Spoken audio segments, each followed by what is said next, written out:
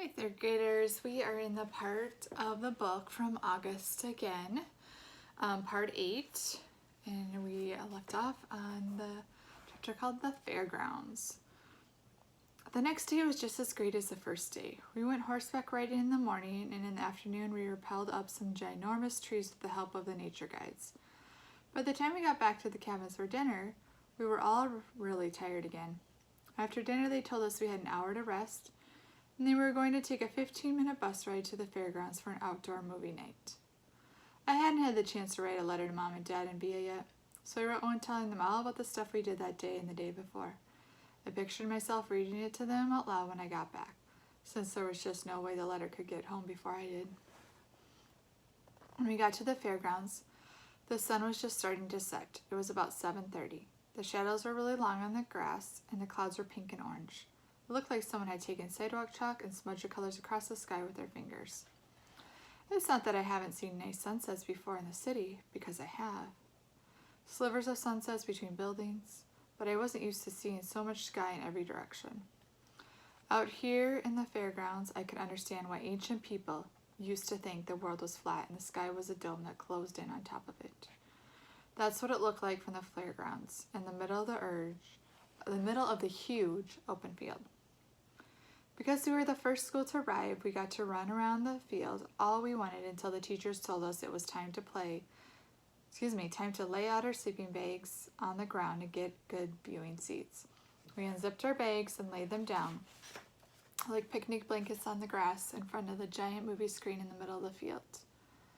Then we went to the row of food trucks parked at the edge of the field to load up on snacks and sodas and stuff like that. There were concession stands there too, like at the farmer's market, selling roasted peanuts and cotton candy, and a little farther was a short row of carnival-type stalls, and the kind where you can win a stuffed animal if you throw a baseball into a basket. Jack and I both tried and failed to win anything, but we heard Amos won a yellow hippo and gave it to Zima.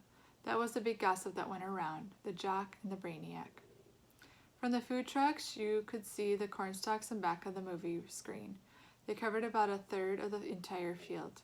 The rest of the field was completely surrounded by woods. As the sun sank lower in the sky, the tall trees at the entrance of the woods looked dark blue. By the time the other school buses pulled into the parking lot, we were back in our spots on the sleeping bags, right smack in front of the screen. The best seats in the whole field. Everyone was passing around snacks and having a great time. Me and Jack and Summer and Reed and Maya played Pictionary. We could hear the sounds of the other schools arriving, the loud laughing and talking of kids coming out of the field on both sides of us, but we couldn't really see them. Though the sky was still light, the sun had gone down completely and everything on the ground had turned dark, deep purple. The clouds were shadows now. We had trouble even seeing the Pictionary cards in front of us.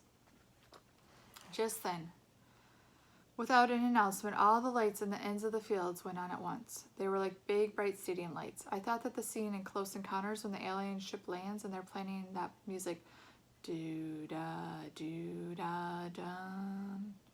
Everyone in the field started applauding and cheering like something great had just happened. Be kind to nature. An announcement came over the huge speakers next to the stadium lights. Welcome, everyone. Welcome to the 23rd Annual Big Movie Night at the Broarwood Nature Reserve. Welcome, teachers and students from MS 342, the William Heath School.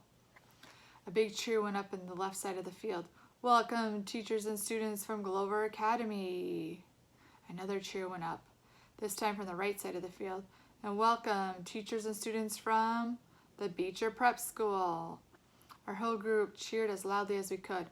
We're thrilled to have you as our guest here tonight and thrilled that this weather is cooperating. In fact, can you believe what a beautiful night this is? Again, everyone whooped and hollered. So as we prepare the movie, we ask that you take a few moments to listen to this important announcement.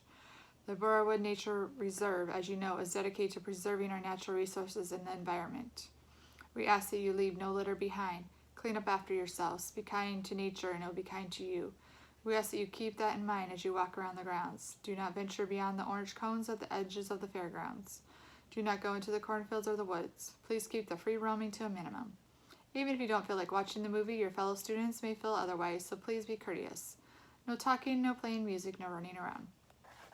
The restrooms are located on the other side of the concession stands. After the movie is over, it will be quite dark, so we ask that all of you stay with your schools as you make your way back to your buses. Teachers, there's usually at least one last party on big movie night at Broward. Don't let it happen to you. Tonight's movie presentation will be The Sound of Music. I immediately started clapping, even though I'd seen it a few times before, because it was Via's favorite movie of all time. But I was surprised that the whole bunch of kids, not from Beecher, booed and hissed and laughed. Some from the right side of the field even threw a soda can at the screen, which seemed to surprise Mr. Tushman. I saw him stand up and look at the direction of the can thrower, though I knew he couldn't see anything in the dark. The movie started playing right away. The stadium lights dimmed. Maria the nun was standing on the top of the mountain, twirling around and around. It had gotten chilly all of a sudden, so I put on my yellow Montauk hoodie and adjusted the volume of the hearing aids and leaned against my backpack and started watching. The hills are alive. The woods are alive. Somewhere around the boring part where the guy named Rolf and the oldest daughter are singing, "You are 16, going on 17. Jack nudged me. "Dude, I've got to pee," he said. We both got up and kind of hopscotched over the kids who were sitting or laying down on the sleeping bags. Some waved as we passed and I waved back. There were lots of kids from the other schools walking around by the food trucks, playing the carnival games or just hanging out. Of course, there was a huge line for the toilets. "Forget this, I'll just find a tree," said Jack. "That's gross, Jack. Let's just wait," I answered. But we headed off to the row of trees in the edge of the field, which was past the orange cones that we were specifically told not to go past. And of course I followed them. And of course we didn't have our flashlights because we forgot to bring them. It was so dark now we literally couldn't see 10 steps ahead of us as we walked toward the woods. Luckily, the movie gave us some light, so when we saw a flashlight coming toward us out in the woods, we knew immediately it was Henry, Miles, and Amos. I guess they hadn't wanted to wait in line to use the toilets either. Miles and Henry were still not talking to Jack, but Amos had let go of the war a while ago, and he nodded hello to us as they passed by.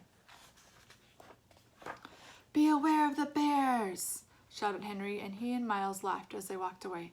Amos shook his head at us like, "Don't pay attention to them." Jack and I walked a little further until we were just inside the woods. Then Jack hunted around for the perfect tree and finally did his business, though it felt like he was taking forever. The woods were loud with strange sounds and chirps and croaks, like a wall of noise coming out of the trees. Then we started hearing loud snaps not far from us, almost like cap gun pops that definitely weren't insect noises. And far away, like another world, we could hear raindrops on roses and whiskers on kittens. "Ah, that's much better," said Jack, sipping up. "Now I have to pee," I said, which I did on the nearest tree. No way I was going to further in like Jack did. "Did you smell that? Like firecrackers?" he said, coming over me. "Oh yeah, that's what this is," I answered, zipping up. "Weird. Let's go." Alien. We headed back the way we came, in the direction of the giant screen. That's when we walked straight into a group of kids we didn't know. They just come out of the woods doing stuff I'm not sure they didn't want their teachers to know about. Excuse me. I could smell the smoke now, the smell of both firecrackers and cigarettes. They pointed a flashlight at us. There were 6 of them, 4 boys and 2 girls. They looked like they were in 7th grade. "What school are you from?" one of the boys called out. "Beecher Prep." Jack started to answer when all of a sudden one of the girls started screaming. "Oh my God!" She shrieked, holding her hand over her eyes like she was crying. I figured maybe a huge bug had just flown into her face or something. "No way!" one of the boys cried out as he started flicking his hand in the air like he just touched something hot. And then he covered his mouth. "No freaking way, man! No freaking way!" All of them started half laughing, half covering their eyes now, pushing each other and cursing loudly. "What is that?" said the kid who was pointing the flashlight at us. It was only then that I realized that the flashlight was pointed right at my face. And what they were talking about, screaming about, was me. "Let's get out of here," Jack said to me quietly, and I pulled me by the sweatshirt sleeve and started walking away from them. Wait, yelled the guy with the flashlight, cutting us off. He pointed the flashlight right in my face again, and now he was only about 5 feet away. Oh man, he said, shaking his head, his mouth wide open. "What happened to your face?" "Stop it, Eddie," said one of the girls. "I know we were watching Lord of the Rings tonight," he said. "Look, guys, gum." He made his face hysterical. Again, we tried to walk away from them, and again the kid named Eddie cut us off. He was at least a head taller than Jack, who was about a head taller than me, so the guy looked huge to me. "No, man, it's alien," said one of the other kids. No, man, it's an orc," laughed Eddie, pointing at the flashlight in my face again. This time he was right in front of us. "Leave him alone, okay?" said Jack, pushing the hand holding the flashlight away. Make me, answered Eddie, pushing the flashlight in Jack's face now. What's your problem, dude? Said Jack. Your boyfriend's my problem. Jack, let's just go, I said, pulling him by the arm. Oh man, it talks, screamed Eddie, shining the flashlight in my face again. Then one of the other guys threw a firecracker at our feet. Jack tried to push past Eddie, but Eddie shoved his hands into Jack's shoulders and pushed him hard, which made Jack fall backward. Eddie! Screamed one of the girls. Look, I said, stepping in front of Jack and holding my hands up in the air like a traffic cop. We're a lot smaller than you guys. Are you talking to me, Freddy Krueger? I don't think you want to mess with me, you ugly freak, said Eddie. This was the point where I knew I should run away as fast as I could, but Jack was still on the ground and I wasn't about to leave him. Yo, dude, said a new voice behind us. What's up, man? Eddie spun around and pointed his flashlight toward the voice. For a second, I couldn't believe who it was. Leave them alone, dude, said Amos, with Miles and Henry right behind him. Says who? Said one of the guys with Eddie. Just leave them alone, dude, Amos repeated calmly. Are you a freak too? Said Eddie. They're all a bunch of freaks, said one of his friends. Amos didn't answer them but looked at us. Come on, guys, let's go. Mr. Tushman's waiting for us. I knew that was a lie, but I helped Jack get up and we started walking over to Amos.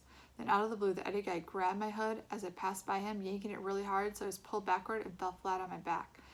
It was a hard fall and I hurt my elbow pretty bad on a rock. I couldn't really see what happened afterward except that Amos rammed into the Eddie guy like a monster truck and they both fell down on the ground next to me.